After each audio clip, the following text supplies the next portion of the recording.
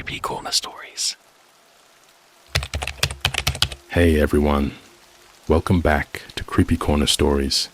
You know, diving into the dark web is always risky, but sharing these stories with you makes it worth it. I'm curious, where are you watching this from right now? Let me know in the comments below. I've noticed that these kinds of stories hit differently depending on where you are. It might even make the experience a little creepier. So, tell me, are you watching from the safety of your home or somewhere less secure? I got a copy of the Quran from a dark web seller claiming it came from a ruined mosque. There's a chapter inside that doesn't exist in any translation. Alright, so I don't usually post stuff like this.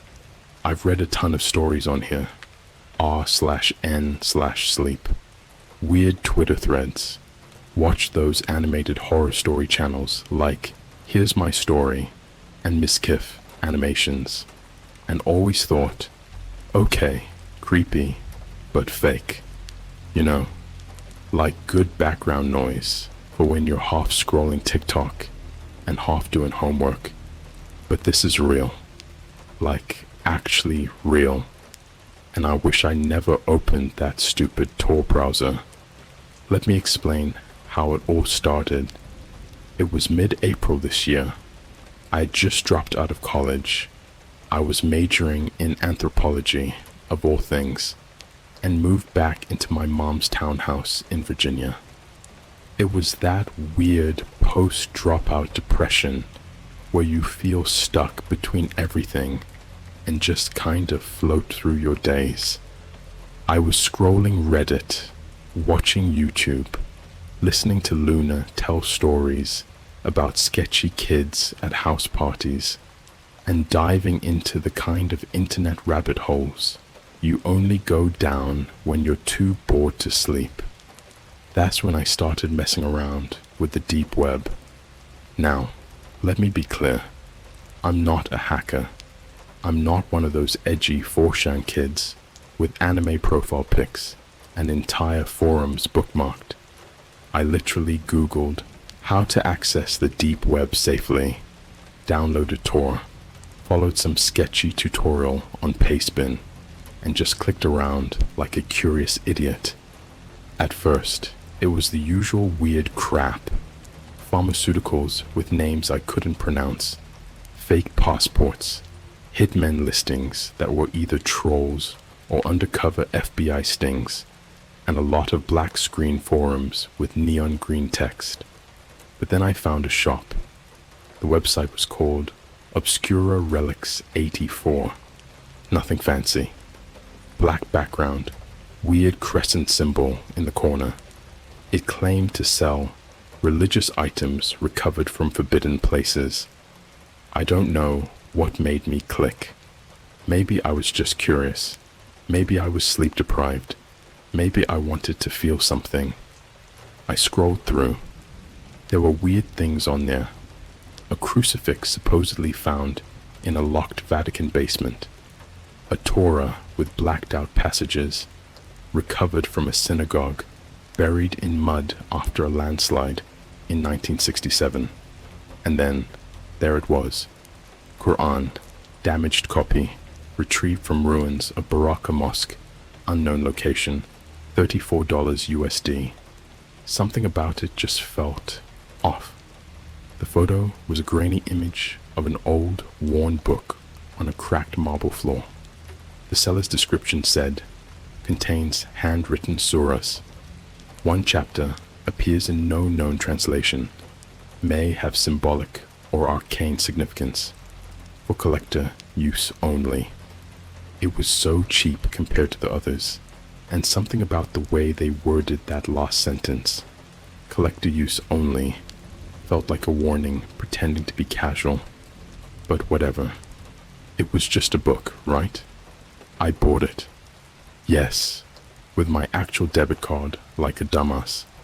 I don't even know how they processed it. The website disappeared 2 days later.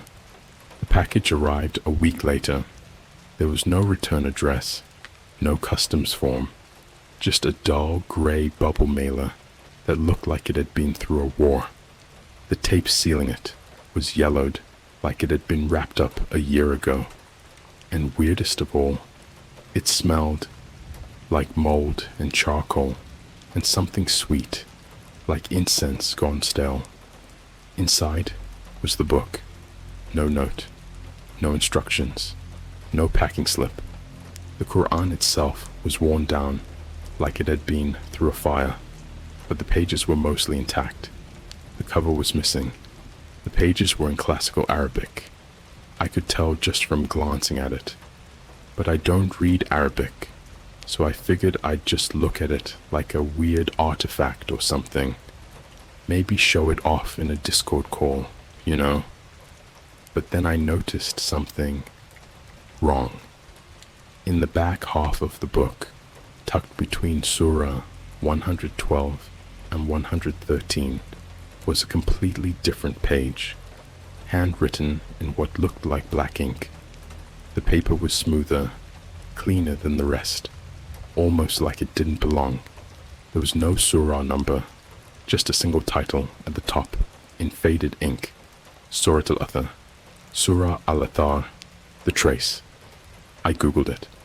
I tried Quran PDF databases, Islamic forums, even asked someone anonymously on Quora, pretending I was doing research for a short story. Nothing. No surah by that name has ever existed. And then things got strange. That night, I was laying in bed scrolling through Instagram when my phone glitched. Like, not froze, but full on started showing vertical lines across the screen. My Spotify paused. All the lights in my room flickered, and my Alexa started reading something in Arabic. Let me say this again. I don't have Arabic downloaded on Alexa, and it wasn't even powered on. It lasted about 15 seconds. Then everything went quiet. I thought it was a power surge. I told myself it was fine. But then I checked my phone's camera roll. There were 7 new photos in my recents folder. All of them were pictures of the page. Surah Al-Athar. I hadn't taken any. And in the last photo, there was something behind me in the mirror. Not a person. Not an animal. Something tall, with a warped face. All black, no features. Like it was smudged into the photo. Like the way your screen looks when you try to screenshot a ghost in a horror game. I didn't sleep that night. I sat there with all the lights on, Quran shoved into the back of my closet, and my door locked. But the dreams came anyway. They were vivid. Way too vivid.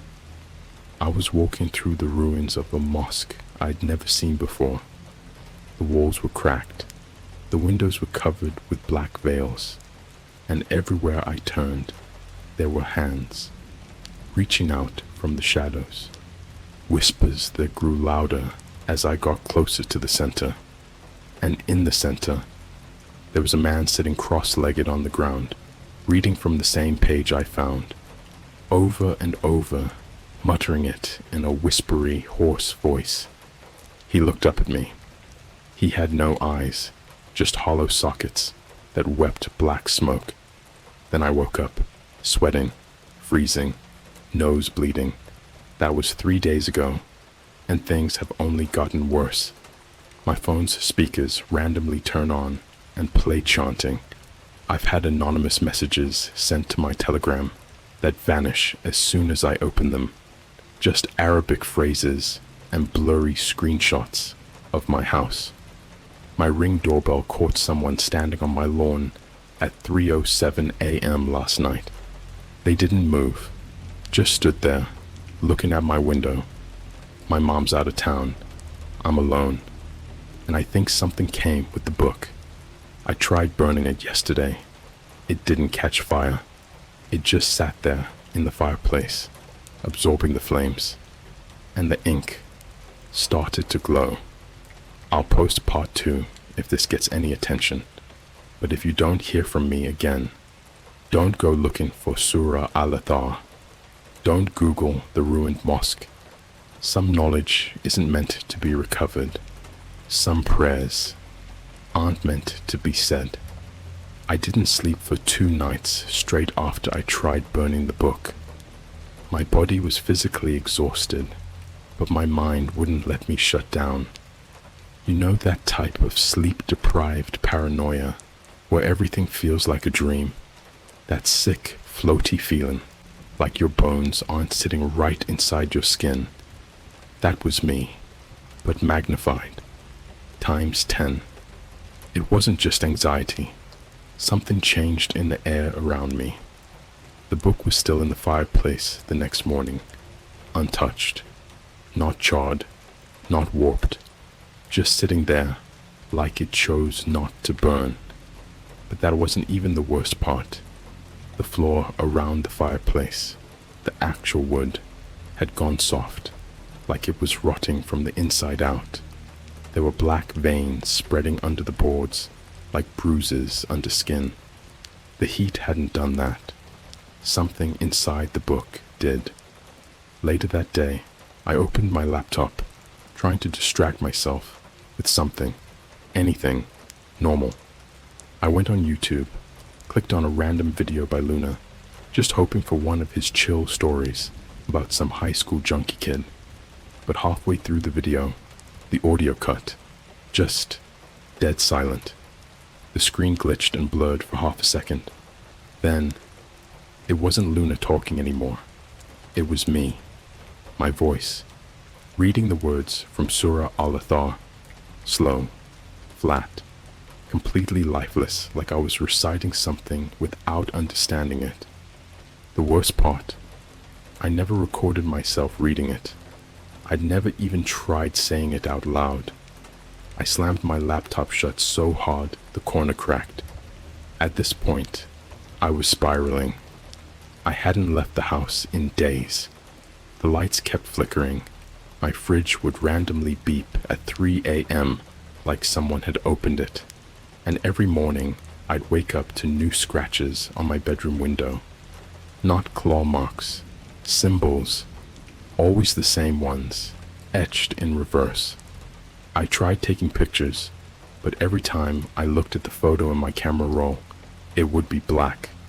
Just pitch black, like the image couldn't exist in digital space. I started reaching out for help. I messaged a guy I found on a fringe occult subreddit, someone who had commented under a thread about religious anomalies. His username was @IronBlinder. His profile pic was just a black cube. I told him about the book, about the fake surah, about the dreams. I sent him the one scanned photo I'd gotten of the page before everything started breaking. He replied in exactly 1 sentence. Throw it in running water before the shadow sees you again. What the hell does that even mean? I sent 3 more messages. No reply. His account was deleted the next day. That night, I started live streaming on TikTok. I didn't want to go viral or whatever. I was just trying to prove to myself this was really happening. Like, if other people saw it too, maybe I wasn't losing my mind. Maybe this wasn't some extended hallucination from a moldy book or carbon monoxide poisoning, or whatever people on Reddit always suggest. I propped up my phone in front of the fireplace where the book still sat. I had about 23 viewers. I started telling the story, going from the moment I bought the book to the first weird glitch with Alexa. The chat was full of laughing emojis and cap comments at first. Typical TikTok. Then someone commented, "Bro check behind you LOL." I didn't. I froze, because I could see the chat reflected in the fireplace glass, and there was another reflection in the corner. Something standing behind me in the hallway. Something pitch black, tall, distorted, like it was bent at the wrong angles to even be human. My phone exploded with comments. Is that real? Yo, what TF? Someone screen record. It moved, bro, it moved. I turned around, and there was nothing, just my hallway, cold and empty. But when I turned back to the stream, the app crashed. My phone restarted itself, and when it came back on, the live was gone, deleted. No trace, no replay, no saved footage, and the entire app was logged out. Then came the messages. I started getting emails, not from people, not from brands or bots. These were drafted by hand, written like threats disguised as prayers. Here's one I remember word for word. The trace does not belong in the hands of those who sleep. It was written in darkness by a prophet who died screaming, "Return it, or the smoke will enter your lungs and speak for you." Another one included an attachment, a photo. It was my house, taken from across the street, at night. I ran outside instantly. I didn't care if it was bait. I just wanted to see who it was. But there was nobody there, not even tire marks, not even footprints in the wet grass. I stayed out there for hours, just pacing, chain-smoking cigarettes I found in my mom's drawer, even though I'd never smoked before. I watched every window of the house, every tree, every shadow, and then I heard it, my own voice, again, but this time, whispering, from inside the attic. I grabbed a flashlight and went up. I hadn't been in the attic in years. It was the dusty, insulation exposed type you only ever go into when you're putting away Christmas decorations. The light bulb string had snapped years ago, so I was fully relying on the flashlight's dying beam. I stepped inside and instantly felt heat. Not warmth, heat, like there was a furnace up there, and yet no fire, no source. The Quran was up there, on its own. I swear on everything, I didn't bring it up. I left it in the fireplace. But there it was, sitting in the middle of the attic floor, open to Surah Al-Athar. The page was wet, like someone had spilled oil on it. Then something moved in the corner of the attic. I turned the flashlight, and there, crouched in the corner, was a person. Except not. It had a body, a shape, but the face was just a mass of writing. No eyes, no nose, no mouth, just black inked Arabic script across stretched gray skin, pulsing, breathing. It looked at me. I don't know how I knew it was looking at me, but I felt it, like needles sliding under my skin. Then it whispered. I can't say it on Arabic, but I will translate it. You have written the ending. And then it screamed. But the scream wasn't sound. It was like every terrible memory I've ever had, playing in fast forward. My grandfather's funeral. That car accident I saw in high school, where the woman's hand was still twitching after she died. My dad leaving my mom. All of it at once, in my ears. I blacked out. I woke up in my backyard, at sunrise, with my fingernails missing, all 10 of them, just gone, blood soaked into the dirt, and the Quran, sitting 2 feet away, still open. The ink had started dripping off the page and soaking into the grass. The words were moving, like worms crawling across paper. I haven't left the house since. All my electronics randomly reset. My Google Home started chanting again. My cat disappeared. Just straight up gone. Window was locked from the inside. And 2 hours ago, I heard my mom's voice. Except she's not supposed to be back until next week. She was in the basement, calling me down. But when I looked out the window, her car wasn't there. No lights, no bags, no movement. I checked the Ring camera feed, and there she was, standing in the corner of the basement, facing the wall, saying my name over and over. Come down here. I need help. Come down here. I need help. Come down here. I need help. Repeat. Over and over, never blinking. I muted the feed. Her lips kept moving, and when I looked closer, her mouth wasn't saying the words I was hearing.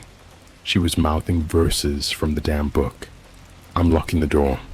I'm going to try to get out. Take a bus to anywhere. But something tells me it's too late.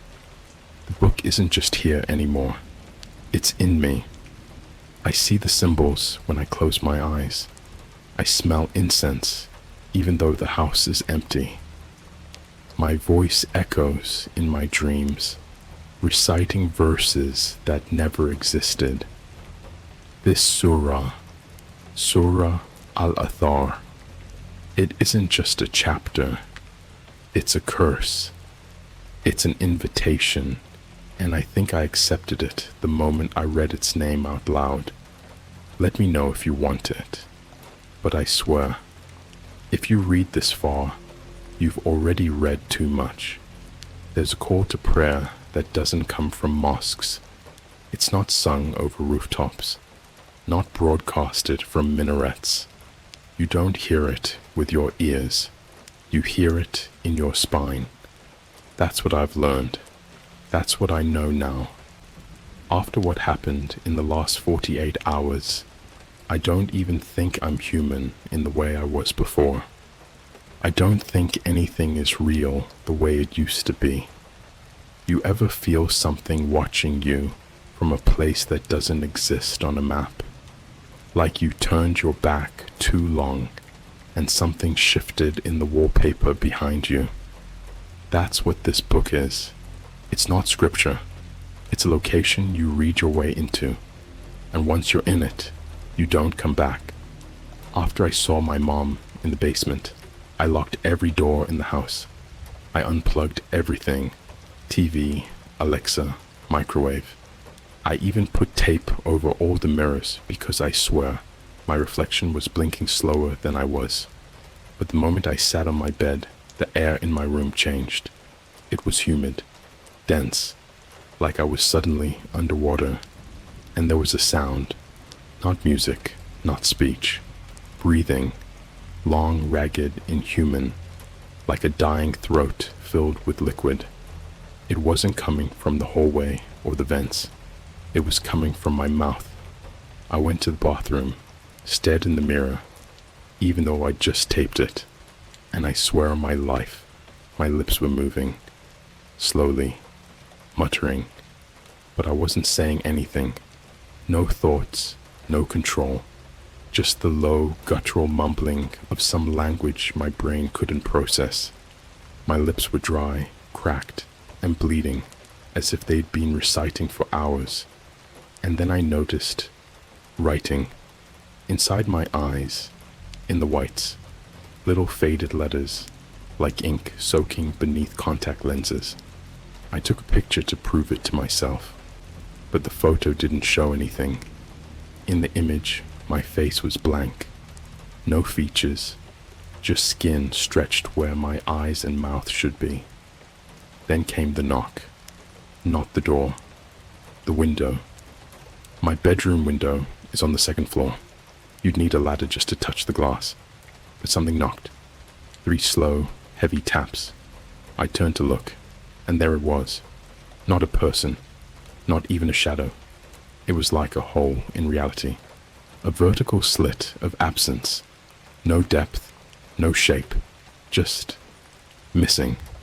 Like someone had erased a human being with a dry brush and left the space behind them vibrating. And that's when I heard it again. The prayer, but not the undone, the normal call to prayer you hear on YouTube or in Islamic countries. This one sounded wrong, too slow, too low, the syllables dragging like rotting tongues pulling along gravel, and in between the verses were screams, not loud, just tired, broken, screams of people who've been weeping for years, My phone buzzed. One notification. AirDrop from unknown devices. No options. Just one word. Accept. I hit decline. Immediately. But the file sent anyway. It was a video. 1 second long. Black screen. No audio except a voice whispering in Arabic. I ran it through a text-to-speech app. Took me hours. Half the words weren't recognized, but the ones that were. You have passed the boundary. The page was a gate. The chapter was the mouth. You are becoming. At 3 a.m., my fingernails grew back, but they weren't mine. They were black, jagged, like they'd been torn from someone else and pushed into my skin. I tried pulling one out, screamed. Blood poured like syrup. Underneath, there was no nail bed, just writing. More script, more of the surah, like it was underneath my skin, all along. I blacked out again around 4:17 a.m. I remember the exact time because every clock in the house froze. I had dozens of screenshots from my security cams to prove it. Every device showed 4:17 for 3 straight hours. When I woke up, I wasn't in my room. I was underground. I don't know how else to explain this. It wasn't a basement or a crawl space. It was a mosque, but dead, buried, like the entire building had been interred beneath centuries of soil. The walls were cracked. The floor was covered in bones, literal human bones, like someone had ground a congregation into paste and let it dry over the marble tiles. And on the walls were paintings, murals made of blood and burned cloth. They didn't show prophets or angels.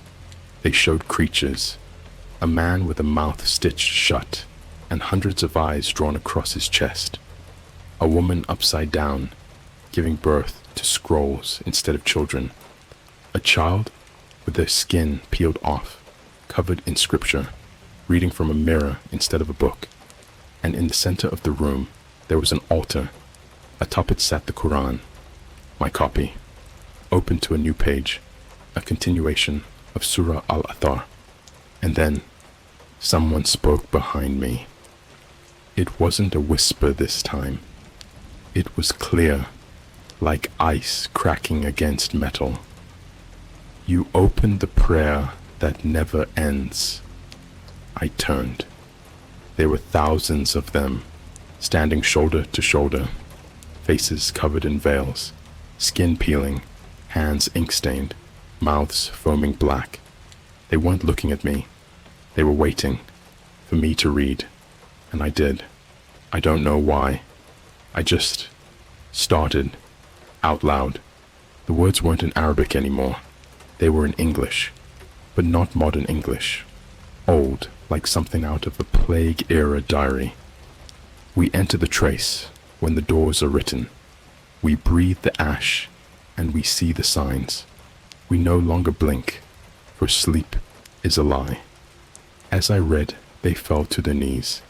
Every single one of them, like they were worshipping me. And then something crawled out of the altar, something alive. It had no shape. It wasn't made of flesh or shadow. It looked like static, like corrupted videotape smeared across air. It leaned into my ear and said, "Write the next verse, and you will become the new mouth." I don't remember how I got out. I woke up in my bathtub, fully clothed, water red, not blood, just red, like rust had soaked every pore of my body. The book was on the floor, open. The pages were empty now, except the very last one. There, in my handwriting, was a brand new line. "Let the skin peel, so the text may rise." I'm not the same. I hear them at night, all of them, reciting in my voice, across every device. Spotify starts playing random sermons that I never followed. My YouTube recommended is full of Quran recitations, but the thumbnails are corrupted, eyes gouged, minarets burning, Arabic script replaced with glitch code. Even my dreams aren't mine anymore. I wake up with dried ink on my hands. I found pages I wrote in my own notebooks. Scripture I don't remember penning, but that follows the exact same pattern as Surah Al-Athar. The chapter is growing, and I think the next person who reads it out loud becomes the next author.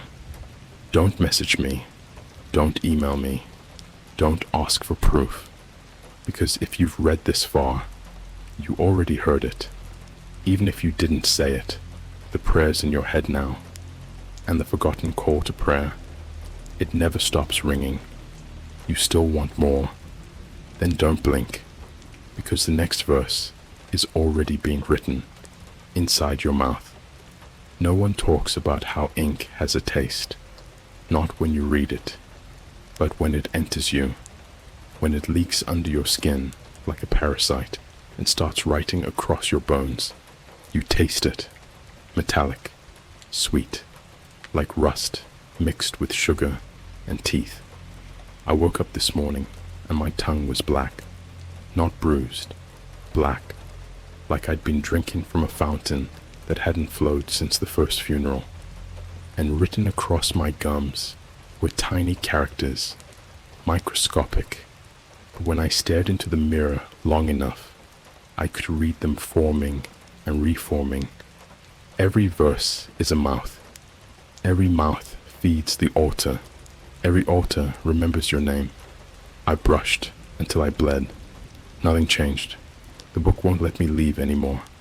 Not just the house, I mean reality. I've tried driving. I packed my bag, took my mom's car, and left at 4 a.m. Took I-66 west. Didn't even look back. No phone, no GPS, just roads. I drove until the sun came up, but the sky never changed. It stayed dark. The trees repeated every few miles like a broken GIF. The signs started glitching, literally glitching, flickering from English into something older. At one point, a green exit sign read, "Rest area, 1 mile," then blinked into "Recitation zone, offer flesh if unwritten." I took the exit anyway, pulled over. What I saw there made me vomit on myself. The rest stop wasn't a building. It was a pit, perfectly round, dug into the center of a clearing. No fence, no signs, just deep blackness filled with ash and hair, human hair, and pages, torn out pages, floating like dead leaves, spinning slowly as if something below was breathing. And then I saw it, my birth certificate, floating on top. I didn't even bring it. When I turned around to run, my car was gone. Not stolen, not towed, just erased. In its place was the Quran, sitting on the asphalt, its cover now stitched shut with human eyelashes. I don't even remember how I got back home. All I know is that by the time I walked back through my front door, I could hear dozens of voices in the walls, reciting different lines, laughing, sobbing, and my house. It's changing. The walls are softer. The floor has started breathing. I can see veins pulsing under the paint. The kitchen sink runs black now. The toilet overflows with shredded pages every time I flush. The oven is cold, but things scream when I open it. I found something behind the fridge yesterday. A mouth. Yes, you read that right. There's a mouth in my kitchen wall, stitched into the plaster like it was grown there. No teeth, just lips, twitching, and it talks, but only when I bleed near it. I found this out after I cut my hand trying to tear down the drywall. A few drops hit the corner near the fridge, and suddenly the mouth opened. No warning, no transition, just there, whispering. The chapter is thirsty. Feed it or be consumed. The ink needs memory. You are the vessel. You are the pen. I started hallucinating. or what I thought were hallucinations. I walked into my bedroom one night and saw myself, standing in the corner, facing away. Same clothes, same height, except my face was upside down. It didn't move, just trembled, the way something might shake when it's learning to breathe. I tried to leave the room, but the door melted, literally, like hot wax, dripped down into the carpet and revealed a new door behind it, made of flesh and hair. At the center of the door was a knob made from an ear. I touched it. I heard a child screaming. I haven't touched it again since. Now, here's where things get brutal. This isn't the kind of story where everything's spooky and mysterious and then fades away. This chapter, Surah Al-Athar, is a trapdoor, and once it's open, it feeds. 2 nights ago, my friend Mason came over. I didn't invite him. He just showed up, said he felt like something was wrong. He walked in, took one look at me, and stopped cold. Bro, your eyes. I looked in the mirror. They were covered, not blindfolded, not shut, covered in thin sheets of paper, scripture flesh, pages so thin they were translucent, wrapped around my eyeballs like contact lenses. Every time I blinked, I could hear the sound of flipping paper. Mason didn't laugh, didn't even joke. He just said, "We're going to the hospital." I begged him not to. I screamed, told him, "Don't read anything in here. Don't even look at the book." But it was too late. The book was already open on the table, page fluttering, bleeding, and Mason looked. Just one word, just 1 second. He collapsed, eyes rolled back, limbs twisted. He started reciting, not yelling, mumbling, like the words were being pushed out of his throat by something behind it. I grabbed him, shook him, slapped him across the face. He opened his mouth, and a page slid out, like a printer, like his tongue had become a scroll spout. More pages followed, blood and ink pouring from every orifice. His skin peeled away in perfect strips, revealing more text beneath. Arabic script spiraling down his spine like a serpent tattoo. And when I tried to cover him with a blanket, he whispered, "Too late. The surah needs a witness." Then he burst, not metaphorically. His body collapsed into paper, thousands of fragments, all blank, all fluttering in place where he sat. And in the center, the Quran, now glowing, feeding. I don't know how many people it's taken before me. I don't even know if I'm the first one to survive this long, but I can feel it writing through me now. My bones ache every hour on the hour, like a new verse is being carved into my marrow. I found a hole in my chest last night, literally, a round puckered gap under my ribs. When I looked inside with my phone camera, I saw ink swirling inside. And the worst part? I've started to forget things. My birthday, my last name, my mother's face. Every time I try to remember something human, I hear the prayer again. Slow, dissonant, familiar now, like it's the only thing real. Someone came to the house today, not police, not family. A man in a grey thorb, face covered in fly mesh. He stood at the bottom of the stairs and held up a mirror, not to me, but to the house. He said something I didn't recognize. Then he looked at me and said, "You opened what was sealed in Baraka. The mosque was not buried. It was banished. You've rewritten the lock." And then he left, vanished. No car, no footprints, just a copy of the Quran where he stood. A new one, different script, covered in burn marks and fingernail carvings. And tucked inside was a note, written in a language I'd never seen before. But somehow, I could read it.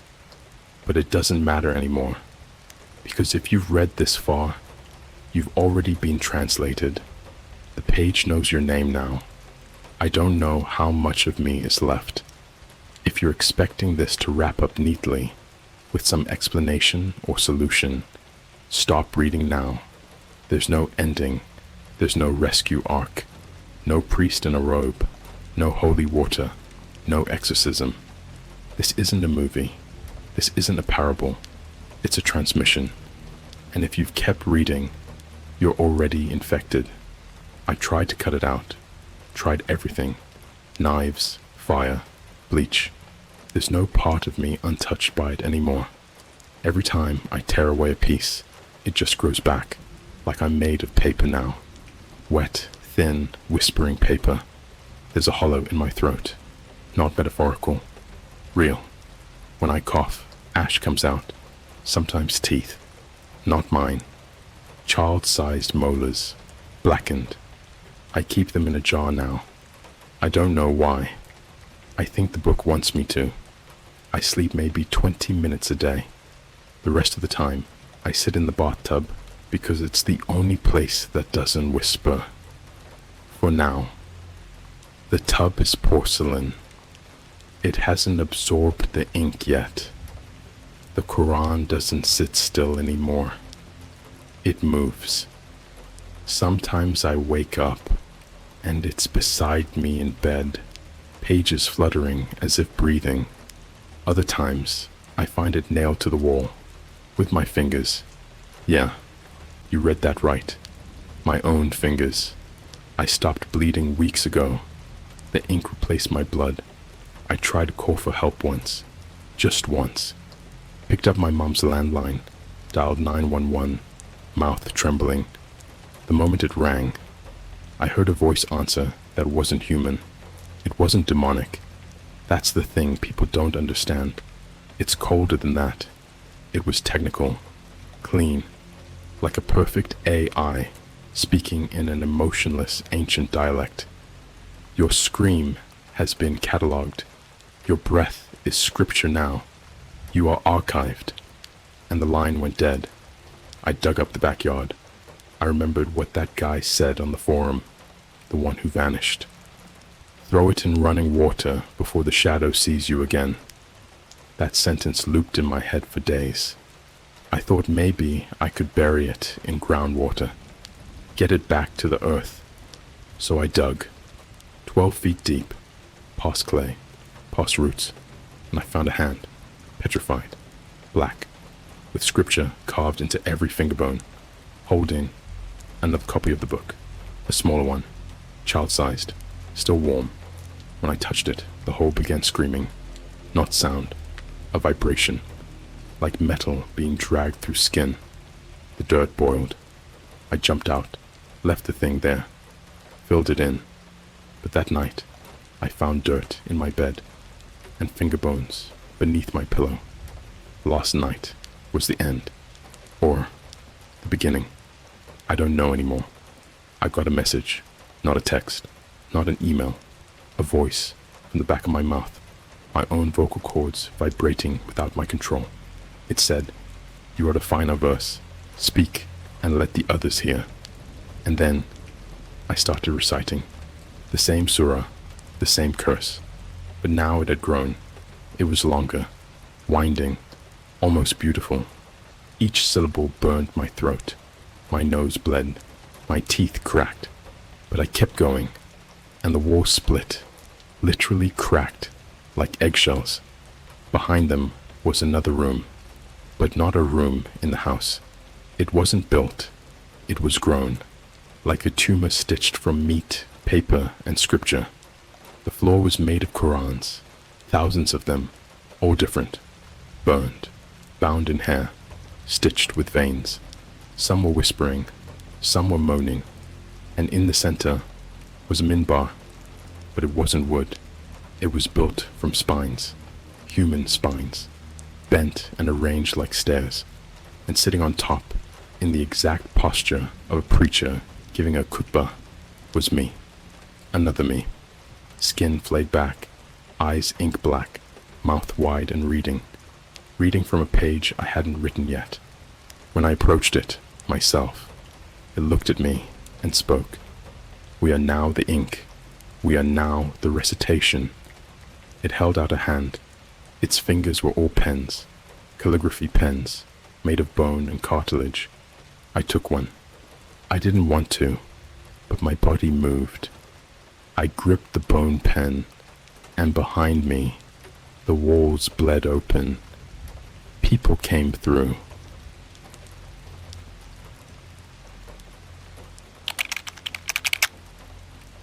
A forum on the dark web is recreating the Baba Yaga house ritual, and one of their members has my house number.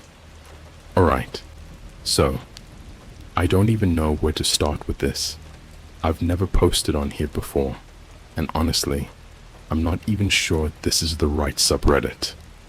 But I've got nowhere else to go with this, and I need people to hear me out. Because what I've been going through the past 3 weeks doesn't feel like just some prank or an online hoax.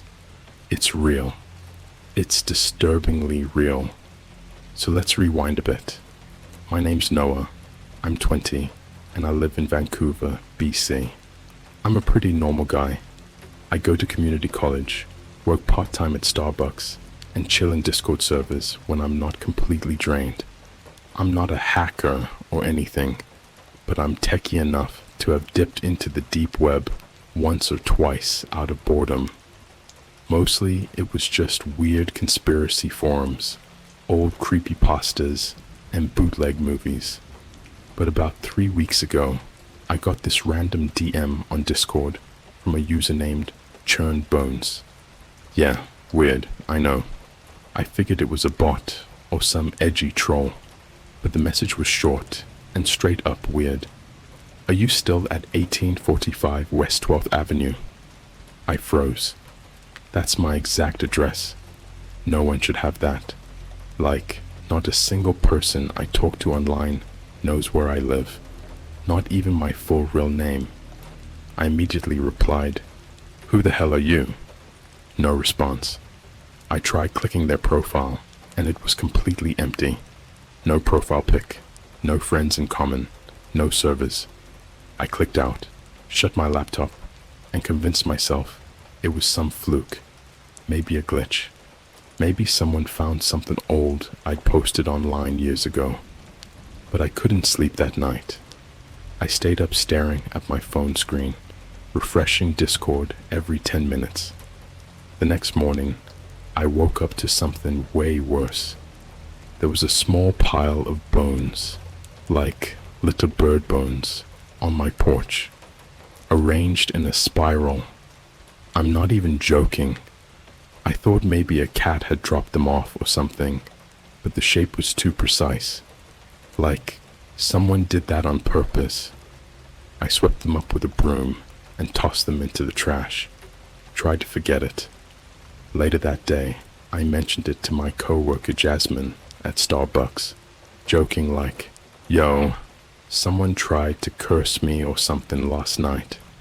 She laughed it off, but gave me this half-concerned look. Then she said something that stuck with me. "Bro, sounds like one of those Baba Yaga rituals. Ever heard of her? Slavic folklore. Creepy as hell." I had heard of Baba Yaga.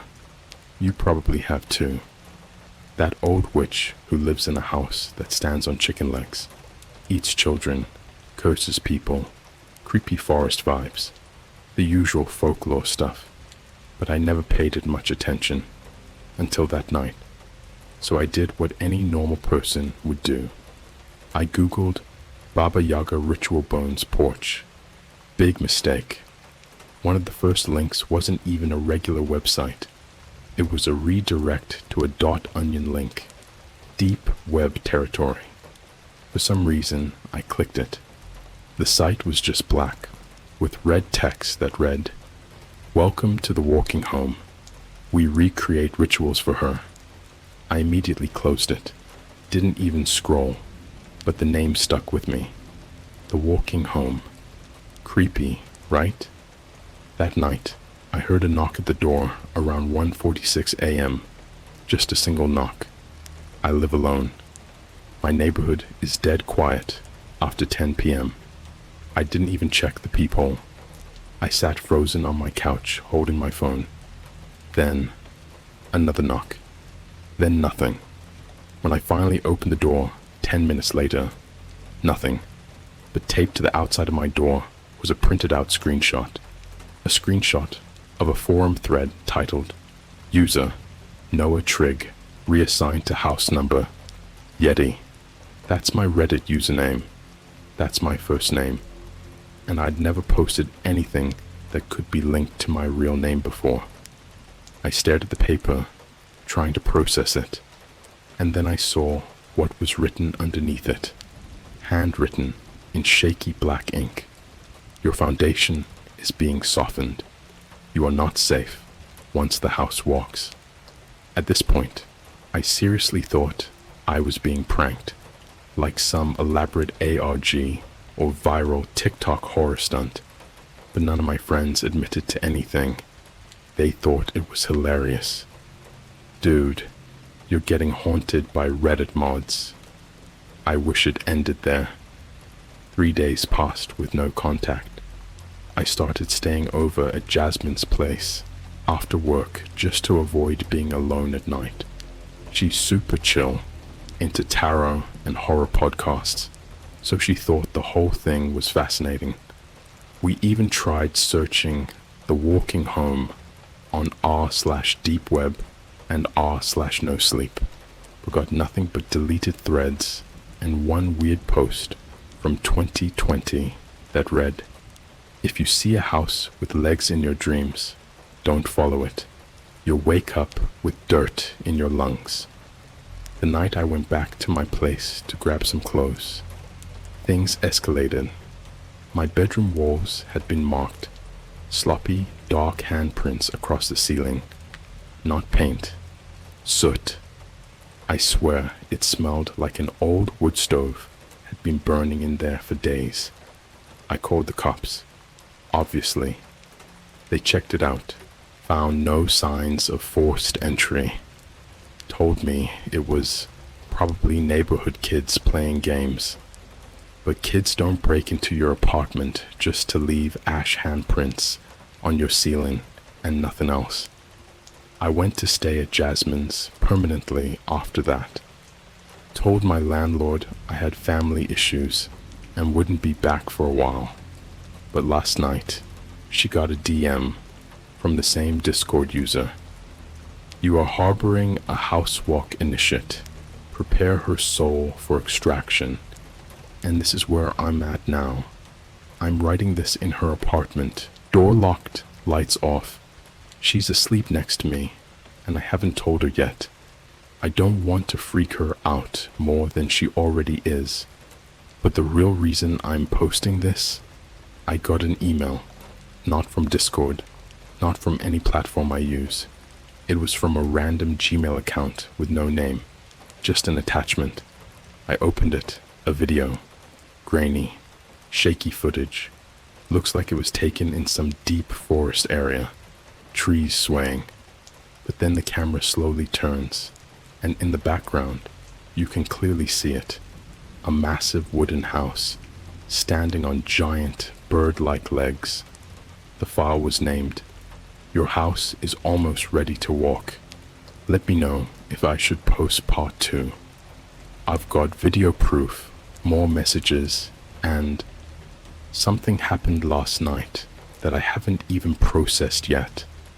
But if anyone knows anything about the walking home or this Baba Yaga forum, please drop something in the comments. I'm genuinely freaked. I didn't sleep after watching that video. I kept replaying it, scrubbing through every frame like it was some puzzle I could solve.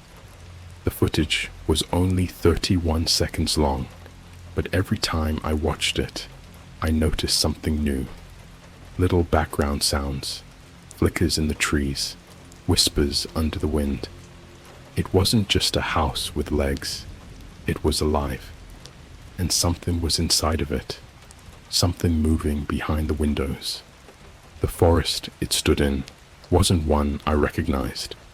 It looked like somewhere in northern Europe, or maybe eastern Russia. Thick birch trees, snow-dusted moss, and fog low to the ground. But that's the thing. When I checked the video file's metadata, the coordinates were embedded.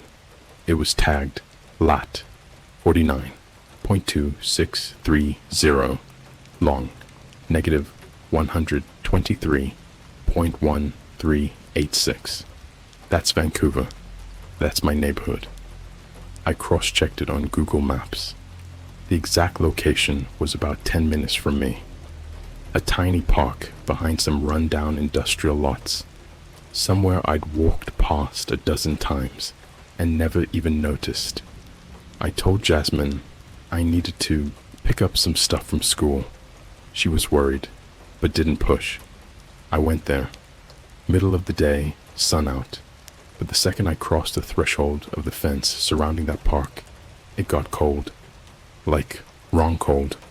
Not shade of the trees cold. Dead skin cold. Like I was walking into a meat locker. There was nothing there at first.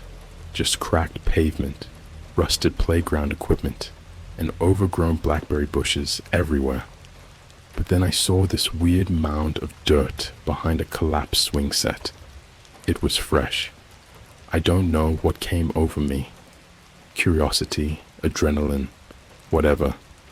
I grabbed a broken piece of metal fencing and started digging.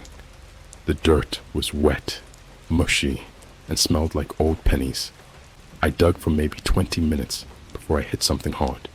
It was a wooden box, old, rotting, with nails bent out like claws. I pried it open. Inside was a child's stuffed rabbit, soaked in what I hoped was red wine, a Polaroid of a house on fire, and a human tooth. One of the molars still had a filling in it. But the worst thing? The note, written on this yellowed-out sheet of paper in the same shaky handwriting as the message taped to my door. The house remembers you. You lived inside her when your mother fled. She kept you safe. Now she wants you back. I nearly threw up. Here's something I didn't say before because, honestly, I didn't think it mattered.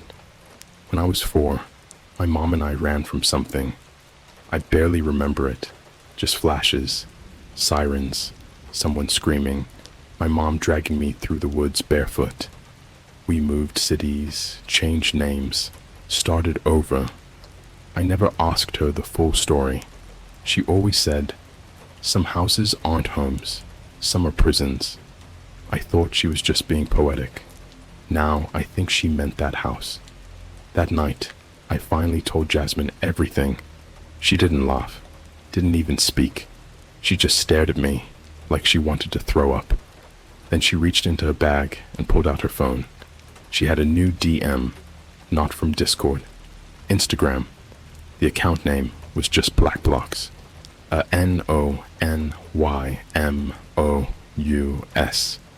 The message was a video. I watched it with her. It was me, sleeping, taken from inside Jasmine's apartment.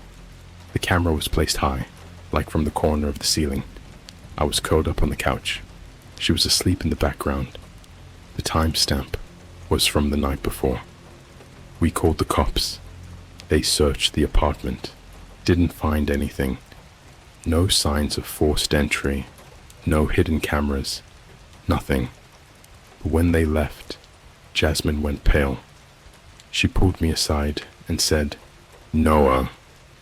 When they were looking in the hallway closet, they didn't see the crawl space.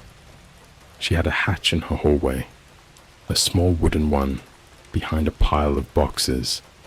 We opened it. There were scratch marks on the inside of the door, tiny claw-like marks. Some of them had dried blood under them, and at the bottom of the crawl space was a small pile of chicken bones, arranged in the same spiral pattern I'd found on my porch. But this time, there was hair tangled in the center. My hair. I tried deleting all my social media that night. Instagram, Reddit, Discord. Wiped it all. Didn't matter. At exactly 3:03 a.m., my phone buzzed with a text. No number, just this. House number. 7 has legs now. Your breath stinks of memory. She'll walk tonight. I turned off my phone, went to Jasmine's bedroom, laid on the floor and stared at the ceiling until sunrise. The next day, I went back to my old apartment. I had to know what the hell was happening there. It was worse than before. My landlord hadn't been in touch. The front door was unlocked. When I stepped inside, the place smelled like wet wood and rotting meat. The walls had mold veins running through them like black vines. My furniture had been rearranged. My mattress was standing up in the middle of the room, like someone had propped it to watch the doorway. And on the ceiling, there was writing, burned into the plaster. She stood on bird legs when you were born. You were fed her milk. I ran to the kitchen to throw up. When I lifted the sink lid, the pipes were gone. Literally just an open, pitch-black hole beneath my counter. And from that hole, I heard laughter. Childlike, twisted, hollow. I ran, but I made one mistake.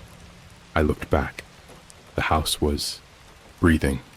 I swear to God, the entire apartment was pulsing like a lung.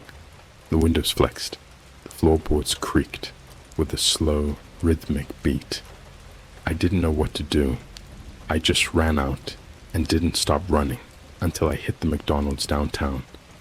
I sat there for like 2 hours, just shaking. No one looked at me twice. I was covered in soot, my eyes bloodshot, knees scraped from running into fences. That's when Jasmine called. She was screaming. I couldn't understand her at first, just panicked sobs.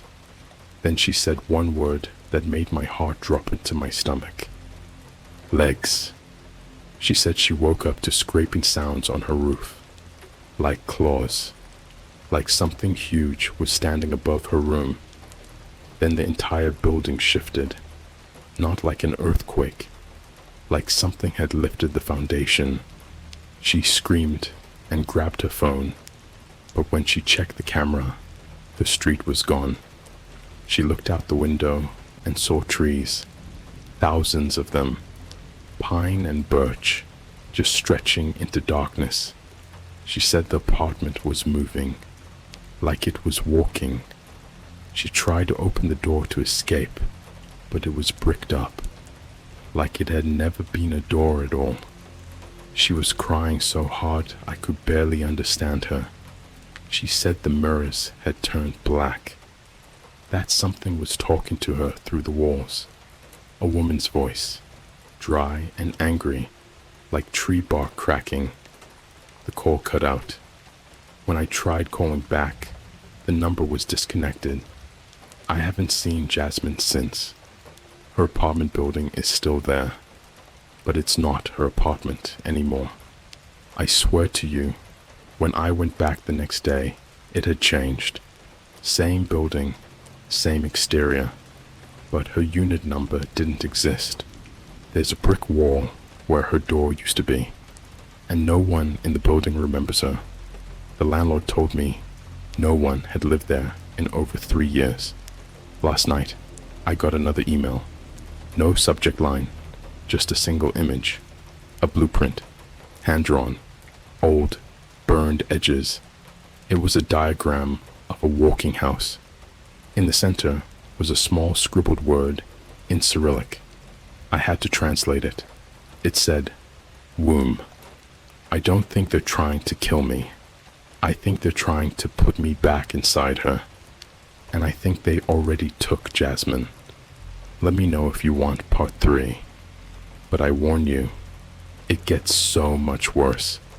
I've started seeing things that don't make sense. People with no eyes, birds with human teeth. And I found something under my skin that wasn't there before. Whatever the walking home is, it's not a cult. It's older than that. and it doesn't want followers, it wants residents. I want to start this part with something I haven't said yet. I think I'm infected, not with a virus or some disease, with a memory. Or maybe something older than memory.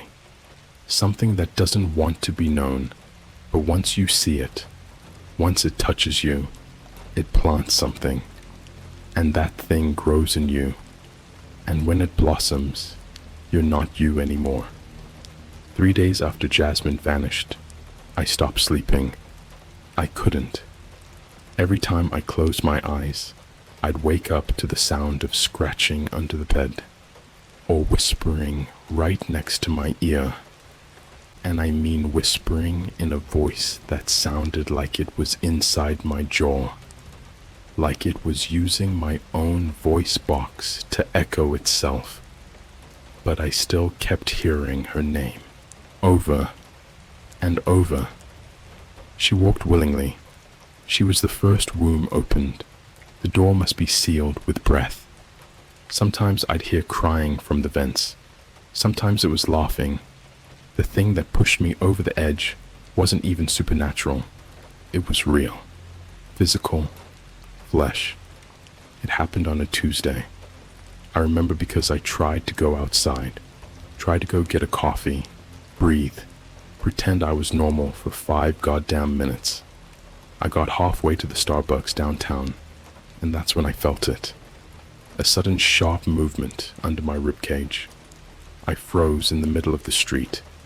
People passed me, annoyed, bumping my shoulder, but I just stood there, clutching my chest, like I'd been stabbed. It wasn't a cramp, it was movement, like a twitch, from the inside. I got home and immediately locked the bathroom door, shirt off, mirror in front of me. My left side was slightly swollen, like a balloon inflated just under the skin. When I pressed it, it twitched again. I don't remember screaming, but my throat was raw afterward. I grabbed a flashlight, held it to the side of my stomach. Something moved, fast, like it was dodging the light. I saw the shadow of it ripple. That's when I noticed the black dot near my rib, small, like a birthmark, except it wasn't there before. I tried scratching it. It bled black. The next few days were a blur of messages, not texts, not emails, packages. The first one was a shoebox wrapped in old newspaper. No return address, just my name, scribbled in red Sharpie. Inside, a dead bird. Its legs had been replaced with human fingers, glued, sewn, whatever. The bones were fused. Whoever did it made the joints articulate. I picked it up, and the feet gripped my hand. Underneath the bird was a single Polaroid. It was my old elementary school, the playground. I hadn't been there since I was 6, but in the photo, there were no kids, just a house in the middle of the blacktop, standing on chicken legs. I tried going back to my mom's old place. She died in 2019, a car accident, but I thought maybe something in her storage unit would give me answers. Maybe she knew about this. I found her old journals, pages written in a mix of English and something else, Cyrillic. Her handwriting deteriorated the further I read. By the last few pages, it was barely human, like spider legs dipped in ink, scratching paranoia into paper. One entry stuck out. He's growing too fast. He sleeps with dirt under his nails. Last night, I found feathers in his crib. I think the house is using him to grow a new doorway. That's me. She was talking about me. The next thing that happened wasn't just disturbing. It broke something in me. A child showed up at my door. Midnight. Just standing there. She couldn't have been more than 8. Pale skin, white dress, dirt-stained legs, barefoot. Her hair was long and black, but completely matted. like it hadn't been washed in months. She smiled when I opened the door. "You left the window open. She sent me to check on your roots." I slammed the door. She didn't scream. She didn't knock. She just started whispering through the mail slot. The whisper wasn't English. It wasn't a language at all. It was the sound of splintering wood. It was the groan of rusted hinges. It was the sucking, wet sound of roots drinking blood. I put on headphones, blasted white noise, curled up in the bathtub with a knife in my hand. When I came out the next morning, the floorboards had warped, like something massive had walked through the living room. And the little girl, she left me a gift, a jar of teeth still bleeding at the roots, labeled Jasmine's price. I finally snapped. I went back to the forum. I reactivated the Tor browser, went straight to the walking home. It had changed. The layout was more like a live stream site now. The top of the page just said, "House number 7 has taken its third breath." There were 7 stream windows. 6 were offline, but the 7th, active. It was my living room. I watched myself on the screen, sitting, typing. Right then and there, someone was recording me. I threw the laptop across the room, smashed every camera in the place, even found one hidden in the ceiling fan. I thought maybe I could starve it out, sleep in public places, hide, move. I lasted 2 days on the run, but the third night, I was walking past an abandoned Toys R Us when I saw her again. The girl, she was inside, standing in the middle of the darkened store, under a flickering light. Only this time, her eyes were completely gone, just black holes, and her arms were too long, like she'd been stretched. She held up a phone. It was playing a video. I walked closer. The video was me, again, sleeping. But this time, I wasn't alone. There was something beside me in the bed. A massive figure, skeletal and rotting, curled beside me, like a corpse spooning a child. Its hands were made of roots, and its head was an upside-down bird skull. When I looked closer, its belly was swollen, like it was pregnant. I haven't eaten since. My stomach doesn't feel like it belongs to me anymore.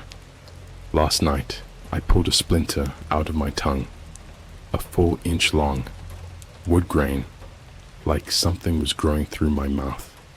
And the voice, the one in my head, it's not whispering anymore. It's humming, a lullaby I've never heard, but it feels familiar, like something from before I was born, like something I heard inside the womb. I went back to the park where I found the bones. This time, I brought a shovel and gloves. I dug for hours. What I found, doors, 6 of them, buried upright in a circle, all made of old wood, different shapes. Some had teeth nailed into the frames. One had hair braided into the doorknob. Each door had a name etched into the top, but the 7th was blank. Fresh wood, waiting. I think I'm not meant to run. I think I'm meant to open that door. Or worse, be the door. But something's happening inside me. My dreams are getting wet, like I'm drowning in wood sap. Something crawled out of my nose this morning and vanished behind the fridge. I coughed, and it had claws. I'm starting to think Jasmine never existed. Or if she did, she's not just gone. She's in the house now, and the house is under my skin. My jaw has been clicking when I eat. That started 2 days ago. Yesterday, I opened my mouth to check it in the mirror and saw something lodged in my upper palate. At first, I thought it was just a sore or a blister from biting the inside of my cheek too hard. I took a flashlight and tilted my head back. It wasn't a saw. It was a wooden beam, a tiny one, growing sideways out of the roof of my mouth like a miniature ceiling joist. The grain of the wood looked wet and alive, pulsing like a vein. When I touched it with tweezers, I blacked out from the pain. When I came to, there was a voice humming under my skin again. This time, it wasn't from the walls. It was vibrating up through my spine, like I'd swallowed a tuning fork, and my bones were singing her lullaby. I can't say this clearly enough. There is a house growing inside me, and I'm not the only one. This will sound insane, but I've started seeing others, people like me. You wouldn't know it at first. They look normal. They walk like us, eat like us, but their movements are off, too stiff, like their joints are cracking under the weight of something heavy inside. I saw a woman at the McDonald's on Granville Street, just standing still at the soda machine for 10 minutes. Her cup overflowed, foam dripping onto the floor. She didn't blink once. When I walked by, she turned her head mechanically, like a marionette being yanked, and whispered through closed teeth, "Your nails are soft. You're almost ripe." She smiled, and her lips split open. She had no tongue, just a splintered stump, like someone had tried to graft bark into her mouth. I couldn't sleep again after that.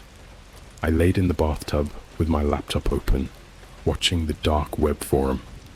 The layout of the walking home had changed again. Now, it looked like a blueprint of a village.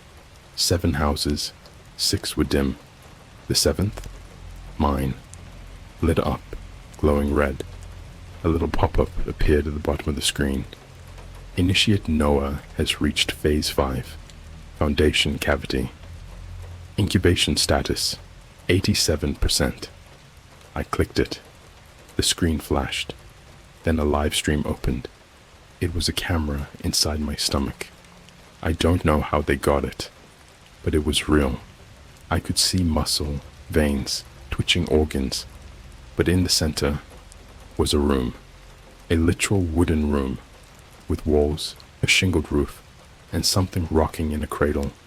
The cradle was made of ribs, and the thing inside it had my face. I vomited for hours after that. Bile, bits of teeth. One of them wasn't even human. It was too long, too thin, spiraled like a seashell. Something cut my throat from the inside on its way out. I stopped throwing up when I realized I was dry heaving dust, like from old attic insulation. I spat into the sink and found tiny black feathers stuck to my gums. At 2:47 a.m., I got another package. This time, it wasn't in a box. It was nailed to my door. A piece of skin, dry and yellowed like parchment, pinned in the center of the wood, with 3 chicken feet nailed through it in a triangle. There was writing carved into the skin with something hot. You could still smell the burnt flesh. Walk now or rot. You were never born. You were built. There was a small, crude drawing of a house carved underneath. It had legs and eyes. I snapped. I completely, finally snapped. I took a hammer, a crowbar, a can of gasoline, and I went back to my childhood house. The one my mom dragged me out of when I was 4. The one she never talked about. I broke in through the side door. Everything was just wrong. Not aged, not old, preserved. Like someone had reconstructed the layout from memory, but got the details slightly off. The doorknobs were on the wrong sides. The ceiling fans spun backward, and every corner of the room had nails driven into the floor, arranged like teeth. I started smashing things, ripping the wood off the walls, and that's when I found the hidden room. Behind a false wall in the hallway closet, a door, maybe 4 feet high. Carved into it Imperfect Cyrillic. Replica Matka. Replica Mother. I kicked it open. Inside was a nursery, identical to one in a real house, except the crib was filled with bones. Dozens of tiny femurs, skull fragments, all laced together in threaded muscle tissue. On the walls were Polaroids, hundreds of them, all of children, some crying, some asleep, some with their eyes gouged out. But in every photo, the background was the same, a black forest and a house on legs, blurry and massive in the distance. In the center of the floor was an altar, built out of human jaws, and resting in the middle of the jaws was a heart, still beating. I recognized it. It was mine. It had the same scar on the left atrium from a surgery I had when I was a baby. I poured the gasoline over everything and lit a match. The flames didn't rise. They sank, like I'd poured the gas on soil, not floorboards. The wood absorbed the fire like a sponge. The room grew hotter, but the light got dimmer, like the heat was feeding something beneath the house. That's when I heard the knocking, not at the door, from inside the walls.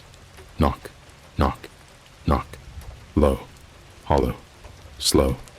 Then a voice, not human, deep and gurgling, like roots tearing through gravel. Don't burn me. You are built from me. I birthed your bones. The wall started splitting open, black wood pushing through the drywall like growing antlers. I ran. I didn't look back.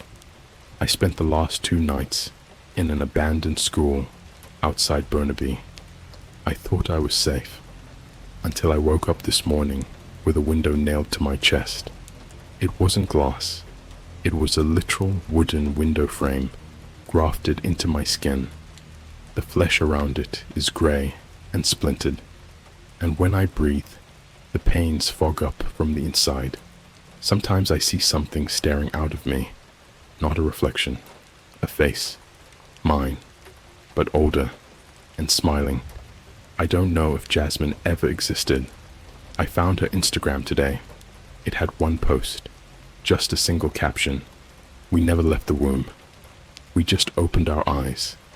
And her profile picture, a house, not a photo, a hand-drawn sketch of the same Baba Yaga house I keep seeing, but in the windows were faces, mine, her and others, screaming. I'm not sure what part of me is still real. I wake up with ash in my mouth and wood chips under my tongue. I found a nest of wasps inside my pillow, but they weren't alive. They were carved, hand-carved from teeth. Each one had a tiny human eye stuck in its thorax, and they blinked. I don't think I'm being haunted. I think I'm being converted into a room. The house doesn't walk across the forest. The forest grows around it, and I'm part of that forest now. But if this shows up, and I don't, if you see a door in your house where there wasn't one before, if you hear a child's voice behind it, do not open it, because the house doesn't knock. It waits. There's no point pretending I'm human anymore. Not in the way you are. Not in the way I was. I'm not writing this from a laptop. I don't even remember what one feels like. I'm scrawling these words into the walls of myself, etching them with a nail I pulled out of my tongue 2 nights ago. If this shows up online, it's because someone read me. You think stories are told? Number. They're inhabited. I'm a room now. And this is what happened before the final door closed. It started with the mirror bleeding. Not the kind of mirror cracking scene you see in horror movies. I'm talking arterial spray. Veins bubbled to the surface of the glass, like worms beneath ice. The reflection wasn't mine anymore. It was a corridor, endless, wooden, womb warm and damp, lit only by candles made of fingers, The nails burned like wicks, dripping black wax down onto the floor. Every time I blinked, the corridor came closer. By the fourth blink, I wasn't looking in the mirror anymore. I was inside it. The first room I entered had no gravity. Corpses floated in the air, twisted like puppets with their strings cut. But they didn't drift randomly. They circled slowly, as if orbiting an invisible sun. Their bodies were stitched with runes, glowing faintly like hot metal left in the snow. One of them was a child. Its chest had been hollowed out and filled with spoons. Hundreds of them, bent and polished. Each one had a human eye, melted into the curve. They followed me as I passed. A voice whispered from behind the walls. The house eats the past to decorate its halls. The wall shuddered, and a door opened. I didn't walk through it. I was dragged. The next room was mine. My old bedroom from when I was 5, except everything was reversed, like I was living inside a flipped photo. Posters were mirrored. The bed frame was made of antlers. My childhood stuffed rabbit sat in the corner, but it was still bleeding from the chest, like it had been recently killed. On the walls were family photos I'd never seen before. Me, my mother, and something behind us in every picture. A blurred face, tall, white-haired, wearing a mask made of bark and moss. Her hands were always touching me, my shoulder, my head, my chest, as if claiming me, as if posing with her property. In the corner of the room was a desk drawer. Inside was my birth certificate, only it wasn't issued by a hospital. It was handwritten in something that looked like bone ash mixed with blood. The issuing authority was listed as Her Creaking Sovereignty, Matron of Bone Nest and Black Tree Cradle. Date of birth, unknown. Date of assembly, first reign after 8th Crow. There was a place of birth listed too. It wasn't a city. It wasn't even a country. It was a single word. Interior. The house wasn't haunting me. It was calling me home, because I had never been born from a person. Not fully. I was built. A shell. A structure. A vessel. For what? I don't know. But I was meant to be hollow, so something older could move in. I passed through another door. It wasn't a room. It was a mouth. The walls pulsed, wet and pink. Teeth lined the ceiling like chandeliers, and something thick and wet dragged itself across the floor behind me. It whispered with my mother's voice. I broke the contract. I fled. I buried the foundation. But blood always remembers its lumber. I turned around, and there she was, but wrong. Stretched, limbs like branches, skin peeled back and nailed to her own ribs. Her face was my mother's, but her eyes were hollow sockets full of nesting birds, tiny ones, living. They fluttered and blinked and chirped in unison. She reached for me, with hands that were roots, not fingers. I tried to save you, Noah. I burned the first plan, but they redrew you. Her belly opened like a cabinet. Inside was a blueprint, not of a house, of me. Floor plan laid out like anatomy, each organ labeled with room names. Lungs, ventilation chamber, stomach, cradle furnace, spine, support beam, brain. The Watcher's Nest. I ripped the blueprint from her and ran. I didn't care where the door led. I just ran. The next room wasn't wood anymore. It was meat. Walls of muscle and tendon. Every breath I took made the whole space contract, as if I was inside a beating heart. There was a crib in the center. Metal. Rusted. It was swinging. Something inside it wheezed. I stepped forward. and the thing inside lifted its head. It was me. But not now. Not yet. It was what I would be if the house finished me. My eyes had been replaced with peepholes. My chest had windows cut into the ribs, and tiny people stared out from inside me, banging on the glass, trying to escape. My mouth was a door, split vertically, with a brass handle. It opened, and from inside she stepped out. Baba Yaga, or something like her. She wasn't old, she wasn't human. She didn't need to be. She was a concept, a design. Her body was made of walls. Her hands were door frames. Her spine was a stairwell, spiraling endlessly into black. Her hair was a nest of mice, each of them whispering in unison. "This is the last room." She pressed her hand against my chest. I felt nails push through the skin, not into me, out of me. My ribs began to separate. The bones creaked like shutters opening. I screamed, but no sound came. Only wind, dry and howling, like blowing through a chimney. She looked into my open chest. "You are ready." And she climbed inside. I woke up on my floor, covered in plaster dust and twigs, nails driven into my spine in a perfect row. They're growing, not hammered. My mouth can no longer say my name, only hers. My fingers are becoming hinges. My skin creaks when I breathe. I'm not in control anymore. Not fully. I think I'm part hallway now. I've heard people walking through me at night. Children crying, women humming lullabies, boots echoing on wooden floors that didn't exist in my apartment before. My refrigerator door now opens into a staircase. I haven't eaten in 4 days, but I'm full. This morning, I looked outside. There are legs growing beneath my building, massive, bird-like, yellow-scaled, knees bending the wrong way. The concrete is splitting. My neighbors are gone. No, not gone. Replaced. Their skin is peeling, revealing wallpaper underneath.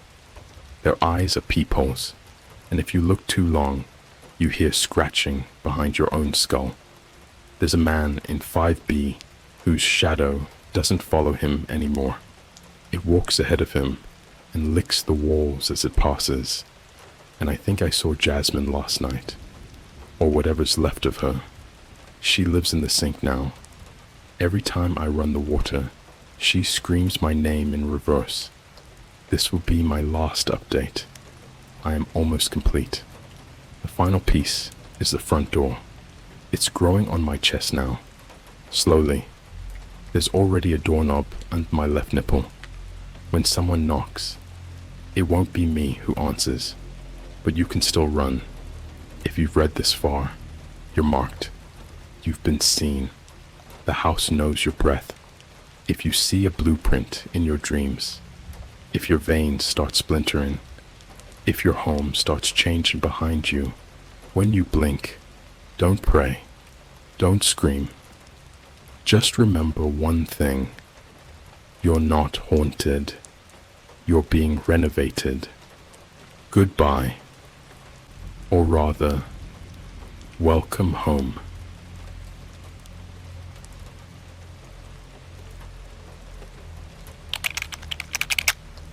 I opened a dark web link that leads to a shrine hidden under the Eiffel Tower. The statue inside is wearing a Tesla t-shirt, so I wasn't planning on sharing this story here, mainly because I already feel like I'm going crazy trying to explain it to people in real life. But this subreddit feels like the only place where people might actually get it, or at least not instantly laugh me out of the room. If you've ever dug around the deep web, you'll know there's this line.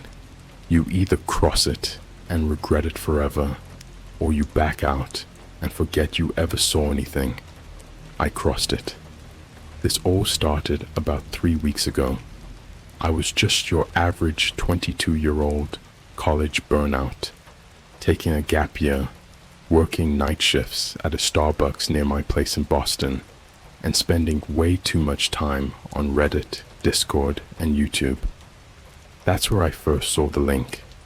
It was during a late night VC with a few internet friends on a server called Vontavoid, mostly just edgy memes, horror RRG fans, and crypto bros talking about stuff they clearly didn't understand. But this night, someone with the username 404 Angel Down joined the chat. No mic, no camera, just typing. This person had one post on their profile titled, "Do not click this link unless you're ready to give something up," and below it, a string of what looked like gibberish. But anyone who spent even 10 minutes exploring the deep web knows the difference between a fake .onion URL and a real one. This one was real, and it ended in monumentum. Of course, some people in the chat were like, "Nah, that's just some fake Red Room bait," and others were saying it could be a puzzle or promo for some upcoming horror game. But this one guy, Talonvoid7, who I think was from Berlin or something, just says, "Just click it, bro. You won't regret it. Or maybe you will. Depends what you see." Yeah, that should have been the red flag right there. Now, before you get all judgy, I did have a VPN and Tor set up. I'm not an idiot. I didn't just click random dark web links raw dog style. I also recorded my screen, half out of curiosity, half for clout if it turned out to be some RRG. So I clicked it. The page took longer than usual to load. Black screen. Then, an old school terminal style interface. White text, no images. It simply said, "Welcome, observer. Coordinates acquired. You may now enter." Then the screen glitched, like old YouTube style buffer warping, but more real. More wet, if that makes sense. Like it wasn't digital distortion, it felt organic. Then came the map. It showed the Eiffel Tower, but not the regular touristy Google Maps view. This was some high-res 3D render, almost military style, and it was focused beneath the tower, like under the foundations. There were these outline sections labeled "No Access Zone," but one of them was pulsing red, labeled "Chapel Vertex." The page refreshed on its own again, and now the screen showed a live camera feed. Grainy, green-tinted, night vision. It was underground, a long concrete tunnel, wet walls, flickering light. In the distance, something was glowing, soft white, like a neon sign. I thought, okay, this has to be some elaborate game, but something about it didn't feel made. There were no logos, no sign-in buttons, nothing interactive, and that glow at the end of the tunnel, it was a figure. I'm not joking. It looked like a statue, standing perfectly still, like one of those Greek ones with no arms, but instead of robes, it was wearing a Tesla t-shirt. I'm not kidding. The shirt looked brand new, like it had just been merch dropped yesterday, and the statue was staring directly at the camera. Then the screen cut to black, and I got an email. Now here's where it gets insane. The email wasn't to my Gmail. It was to my old Hotmail account I hadn't used since middle school. The subject line was, "You are a witness now. You must finish the circuit." And the body of the email, a QR code and flight itinerary. No joke. Flight to Paris, Charles de Gaulle, departing in 48 hours. It even had my real name and passport number. That's when I freaked out. I shut everything down, disconnected from the Tor browser, unplugged my Ethernet cable, and just sat there sweating in my gaming chair like I just summoned something. I didn't tell anyone about it for a full day. I tried to play it off like it was just a creepy prank, but every time I opened my phone, I saw the QR code sitting in my gallery, even though I never saved it. I'd delete it and it would come back. Not a notification, not a pop-up, just always there, even when my phone was off. I finally cracked and told my roommate. He laughed at first, then asked to see the video. I plugged in my external hard drive and it wasn't there. The folder was wiped, just gone, like it never existed. Then that night, we were watching some random TikTok deep dive about conspiracy theories. Let me paint this clearly. It wasn't a church or a temple. It was something older, pre-human. The walls weren't brick, they were bone. Thousands of ribs and spines and skulls molded into pillars, all stained with rot. In the center of the room was that same statue. It was taller now, almost 20 feet, still wearing the Tesla t-shirt, but now the shirt was moving, like it was breathing. It pulsed, like something alive was underneath it, stretching against the fabric. And the statue, it wasn't still anymore. Its head slowly turned to face me. That's when I noticed the eyes. They were glassy, black, and wet, like real eyes, human eyes, and they were crying. Thick black tears ran down its cheeks and dripped onto the floor, where they sizzled like acid. There was a sound, a high-pitched whining, like metal bending, but layered under it was a voice, not speaking English, or French, or anything human. It sounded like someone whispering backwards. Every syllable made my bones vibrate, like my blood wanted to leak out of my pores and escape.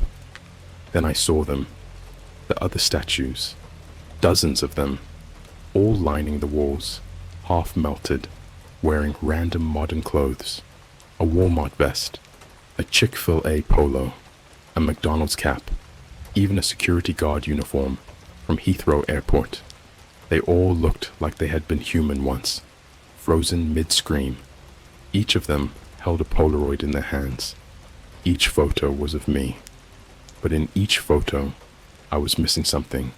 My eyes, my hands, my jaw, like the shrine had already decided what it would take. I ran. I tried to run, but the ground shifted. The tunnel closed behind me. I was trapped. And then the statue in the Tesla shirt. It smiled. I don't remember how I got out. All I know is I woke up 3 days later in a hospital in Lyon. Not Paris. Lyon. They said I was found unconscious in a parking garage behind a Carrefour supermarket, completely naked, with a Polaroid melted into my chest. It was fused to my skin, burned into me. They removed it surgically. And the photo? It was me, again. But this time, I wasn't alone. The statue was standing behind me, its hands on my shoulders. I've been home for a week now, but every night at 3:33 a.m., I hear scraping beneath my apartment floor. And the Tesla shirt I wore before the trip, it's gone. But my roommate found another one in his closet. Same size, same logo, except this one has something written inside the collar, stitched in black thread. You are the next shrine. If you're reading this and thinking it's fake, I pray you're right. Because if this is real, then he's not just under the Eiffel Tower anymore. He's here. It's been 17 days since I got back from France. I haven't been to work, haven't opened TikTok, haven't logged into my Steam account, or joined VC on Discord. I sleep during the day. I barricade my apartment at night. I've nailed my furniture to the walls to track if anything moves. I mark the floor with ash lines and hair from my own shower drain to see if anything steps through it when I'm not looking. Something always does. And every night at 3:33 a.m., my phone turns on by itself. No matter what. No matter if it's off, dead, factory reset. It flickers to life. Just a black screen. But the camera light pulses, blinking rhythmically, like it's scanning. Sometimes I wake up with dried blood under my nails. Sometimes it's not mine. I've been doing everything I can to figure out what I saw under the Eiffel Tower. I searched for historical blueprints, joined forums, tried talking to this girl I used to know who studied architecture in Paris. Nothing. But last week, a package showed up at my door. No return address, no shipping label, just a small brown box with old bloodstains across the tape, like someone's thumbprint had been dragged across it. Inside, a DVD, hand-labeled in smeared Sharpie. It said, "They built the tower on him." I had to buy a DVD player from a pawn shop just to watch it. I plugged it into my monitor. The disc had no menu. It just started playing, and what I saw has ruined whatever was left of me. It begins with grainy footage, 1890s era, real black and white film strip popping sounds, all that. A group of men in long coats and top hats are standing near what looks like the construction site for the Eiffel Tower, except the camera is focused on the ground. There's a hole, a massive pit, and inside it, something alive. You can't see it clearly. It's moving too fast, too wrong. It's like your brain refuses to shape it into something familiar. The footage flickers whenever the camera gets too close, like the film itself can't hold the image. But then comes the part I'll never forget. One of the men walks forward. He's holding something, a baby wrapped in white linen, and he throws it in. The camera cuts. The next scene shows the same pit, but now it's sealed with metal, wrought iron, and it's stamped with an early design of the Eiffel Tower's base plates. You can hear faint crying from beneath the earth. Then the crying stops, and then a heartbeat. I paused the video. I couldn't breathe. I was actually on the floor, dry heaving, but when I tried to eject the disc, the DVD player wouldn't open. The screen went black again, then lit up with one sentence. "You saw him. Now you must feed him." Since then, I've been different. People I pass on the street stare at me too long. Kids start crying when I walk into Starbucks. I went to a CVS to buy bandages, and the automatic doors didn't open. I had to physically pry them apart. The cashier didn't even acknowledge me. When I put the items on the counter, she just looked past me and asked the next customer to come forward, as if I wasn't there. But the worst part, my reflection doesn't match me anymore. At first, it was subtle, a blink delayed, a smirk when I wasn't smiling. But last night, I saw it move on its own. It walked away while I was still standing still, and when it returned, it brought something with it. There's a crack in my bathroom mirror now, not a shatter, a clean surgical fissure, and from that crack, something looks out at me. Not every time, only when I'm most tired, most numb. I looked into it last night and saw the statue again, but this time it wasn't in the Tesla shirt. It was wearing my skin, my tattoos, my hoodie, even the small scar on my eyebrow from when I fell off my bike in middle school. And it was talking, except the mirror didn't have audio. It just mouthed the words, over and over. "Open the circuit. Open the circuit." I think the shrine was never a place. It's a virus, a loop. a living echo that spreads like a mold, through ideas, through eyes. You see it, and it grows inside you. I've been digging through every corner of the dark web I can access. Old sublayers, onion sites with broken layouts and no indexes, and I keep finding traces of it. Threads about missing tourists, old photos of construction workers near the Eiffel Tower with faces blurred beyond recognition, even in analog prints.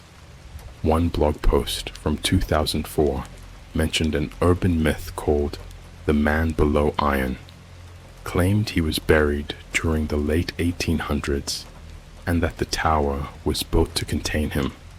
But the story gets worse, because in 1996, a group of teens snuck under the tower and filmed themselves playing a Ouija board on the metal plates near the base. The video was never released, but two of the kids were found weeks later, floating in the Seine, with their tongues tied into knots, actual physical knots. The third kid, never found, but someone uploaded a video this year titled "Let Me Out of the Circuit," and the guy in the video looks exactly like that missing teen, except he hasn't aged. He's screaming silently in a pitch black room, lit only by the glow of a phone screen. You can't hear him, but the subtitles read, "I showed it to my brother. Now it won't leave." I think that's how it spreads, not just through the website, but through attention, through curiosity. That's why you're still reading this, right? You saw the words, you imagined the statue, you visualized the Tesla shirt, and now it's in your head, right now. If you check your phone's camera roll and see a black photo you didn't take, delete it. Burn your phone, smash your mirrors, never look at the Eiffel Tower again, not even on Google Maps, especially not on Street View, because that's how it found me again. I was testing it. I went on Google Street View, clicked around the tower, everything normal, at first. Then I saw it, the statue, standing near the ticket booth, no one reacting, just there, head slowly turning, eyes black, and next to it, me, just standing beside it, smiling. I tried to unplug everything. I even took a hammer to my PC, broke it into pieces, but then the statue showed up in my living room. Not physically, not yet, but the TV turned on by itself, static, then a live stream, from inside my apartment. The angle was from above, like a security cam. I don't have any cameras in my apartment. I was watching myself, sitting, breathing, looking back at the screen, and in the reflection of the TV glass, I saw it, standing behind me. It whispered one word. I didn't hear it with my ears. I felt it in my bones. Another. I don't know how much longer I can stay awake. The thing under the Eiffel Tower, I think it doesn't want me dead. It wants me hollow, empty, like the statues, like the people on the train. It wants me to wear the Tesla shirt and smile like everything is fine. I keep hearing scratching in my closet. Last night I opened it and found dirt, tower dirt, the same black soil from the shrine, and a shirt, folded neatly, still warm. On it was a note. "One more and you're free. Bring another into the circuit." If this post gets deleted, you'll know why. And if you start dreaming of statues, or find photos you don't remember taking, or if you start seeing a man in a Tesla shirt standing behind strangers in your Instagram feed, don't look at him, don't click, don't speak, or you'll end up like me. Another shrine, another echo, another piece of him. The first time I saw a real one, I thought it was a mannequin. This was 4 days ago. I hadn't been outside for almost a week, but I was out of food, and the apartment smelled like something had died in the walls, like meat that had been cooked with bleach. I threw on a hoodie, blacked out the Tesla logo on the front with Sharpie, and walked to the 24-hour Walgreens 2 blocks down. At first, everything looked normal. Fluorescent lights, depressing music on the intercom, one employee behind the counter scrolling through Instagram, but something felt off, like I'd walked into a room just after a fight, like the tension hadn't left yet. I got my stuff: bread, water, batteries, bleach. I turned down aisle 7. That's when I saw her. She wasn't shopping, just standing there, motionless, facing the shelf of toothpaste. White hoodie, too clean, skin pale like candle wax, eyes completely glazed. She was mouthing something, no sound, just lips moving. And when I looked closer, when I leaned in, I saw her tongue wasn't normal. It was looped, like a rope, just like the bodies pulled from the Seine. She stopped moving. Then, without blinking, she turned toward me. The bones in her neck cracked audibly, and she smiled, but not like a human. Her smile went too far. The corners split open, and something inside her mouth was wriggling. I dropped everything and ran. I swear I didn't even open the door, just burst through it. Alarms went off behind me, but no one chased me. No police ever showed up. No charges filed. Nothing on the security footage. Because of course, I checked. When I came back the next day, there was no Walgreens, just a boarded up building with caution tape. Looked abandoned for years. I asked a homeless guy outside what happened, and he said, "Ain't been no store there since 2008. They tried building a Starbucks, but it sank into the ground before it opened. Sank into the ground, like it was swallowed. They're here now. I call them followers, not cultists, not demons, just people who got too close, people who saw it and got stuck in the feedback loop, people who heard the whisper at 3:33 a.m. and said yes. I think they worship the statue, not because they want to, but because they have to."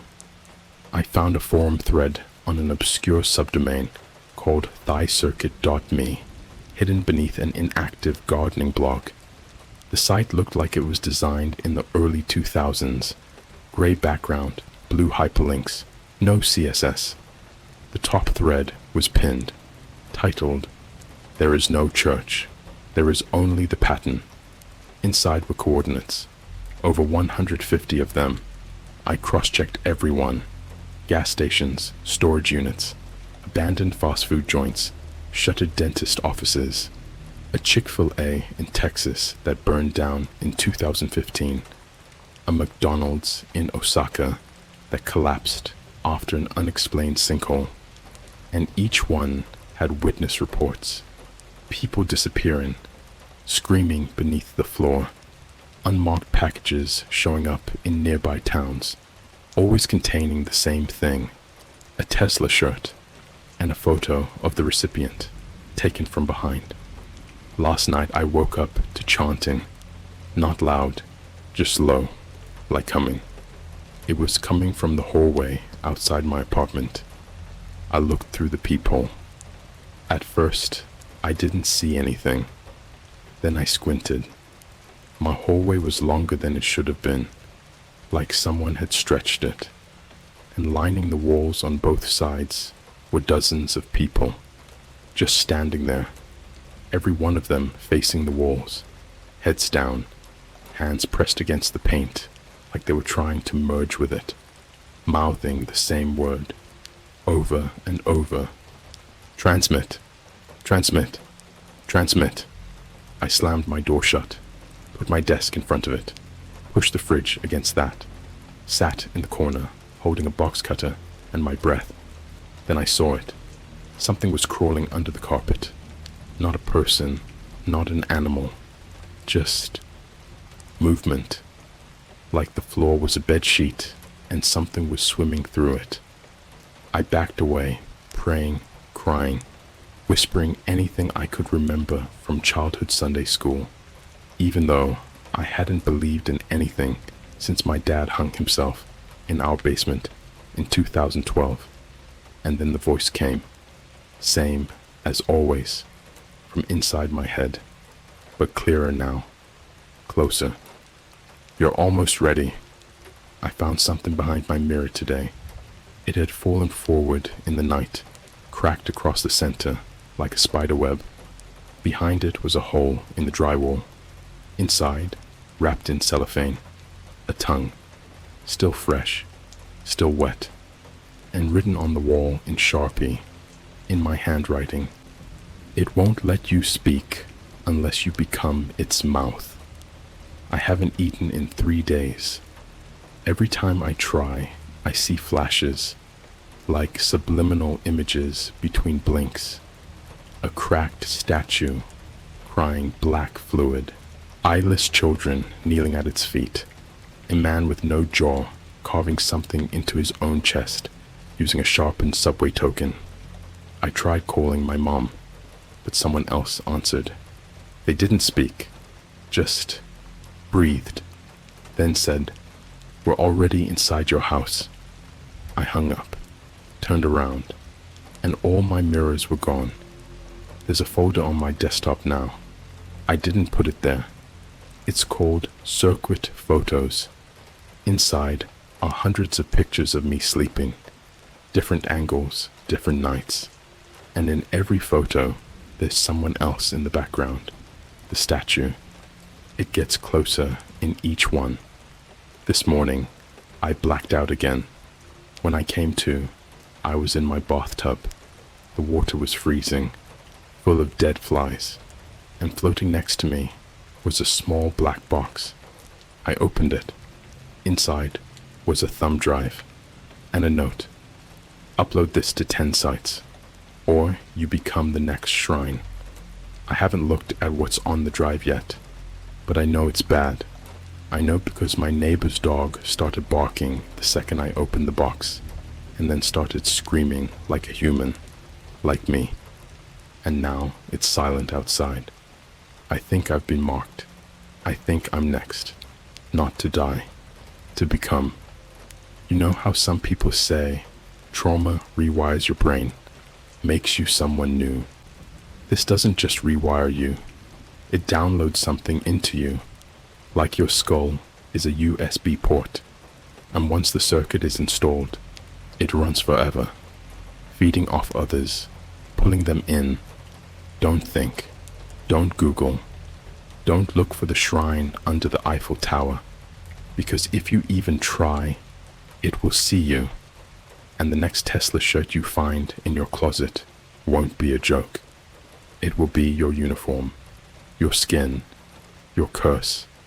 Final part coming soon, if I survive long enough to post it. If you hear scratching tonight, don't turn on the light. You're not supposed to see it. Not until it's too late. You're not going to believe this part. Not because it's unbelievable. Not because it sounds too insane to be true. You won't believe it because it's already happening to you, and your mind is doing everything it can to protect you from realizing it. By the time you finish reading this, that layer in your brain that says, this is just a story, it'll melt. Because it melted for me. Because I'm not me anymore. Not fully. Not since I uploaded the drive. It was 3:33 a.m. when I gave in. I connected the USB drive to an old ThinkPad I hadn't used in years. Didn't even boot into Windows. Just ran it in BIOS safe mode with no Wi-Fi, no external access, completely isolated. The files on the drive were locked, encrypted with a .hexa extension I'd never seen before. There was one readable file. Instructions for the next. I clicked it. The screen blinked. Then a single sentence. Once you see it move, You are no longer just watching, you are recording. Then the screen went black, and the video started playing. It wasn't just footage, it was a broadcast, like something beaming from a signal that doesn't exist on this plane. Analog static at first, pulsing, then shapes, then rooms, then people. And not just any people. People I know. My mom, my roommate, my old coworker from Starbucks, the kid who sat across from me in 8th grade science. They were all lined up in a black cathedral that stretched forever, naked, eyes stitched open, teeth exposed. Each had a QR code carved into their chest. They weren't screaming, they were laughing, but their mouths didn't move. Then it cut to me, or something wearing me, standing in front of the shrine under the Eiffel Tower, arms outstretched, mouth hanging open like a broken ventriloquist dummy. My face had been hollowed out. No eyes, no lips, just darkness leaking out of every opening in my skull. And behind me, the statue. But it wasn't wearing a Tesla shirt anymore. It was wearing my entire body like a coat. My skin hung from it like a cloak, twitching. My fingers stitched to its ribs. My face stretched across its stomach. And then it spoke, through my voice, but not my soul. He opened a link. Now he is the link. They watched. Now they carry. You read. Now you relay. I yanked the cord out, threw the laptop against the wall. The screen didn't break. Instead, it breathed.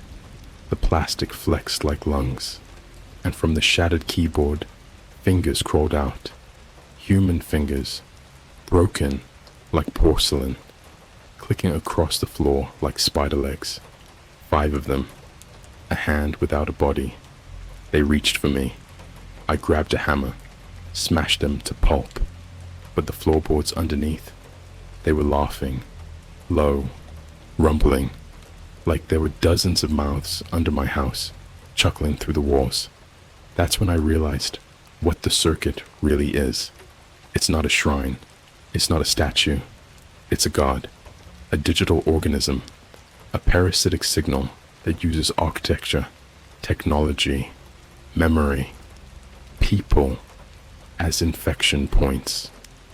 It doesn't want worship. It doesn't want prayers. It wants eyes, screens, feeds, witnesses, because that's the only way it can multiply. After I uploaded the video, everything changed. People started acting wrong. At first, they were just twitchy, shorter blinks, stiffer movements.